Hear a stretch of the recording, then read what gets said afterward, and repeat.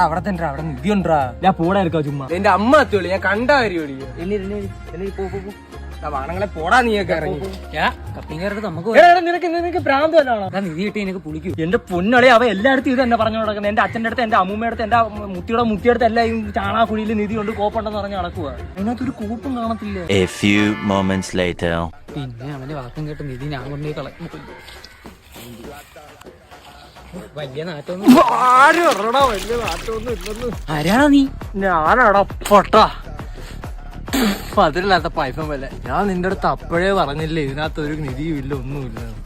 Call ഞാൻ പശുവിന്റെ തീട്ടോന്ന് ഈ കൊലത്തെ കേട്ടാ നീ വീട്ടിൽ ചെന്ന് കയറുന്നത്. അതാടിയാ എനിക്കും പേടി. അച്ഛൻ എന്നെ അടിച്ചു കൊല്ലുപൊളിയാ. അച്ഛൻ ഇല്ലെന്ന് തോന്നുന്നു കേട്ടാ. ഞാൻ പോയി കുളിച്ചിട്ട് വരാം. പുഴത്തെ കാണാ. നീ വന്നേന്തെങ്കിലും കാര്യം എന്റെ മുഴുവൻ കഴിച്ചു തരാം.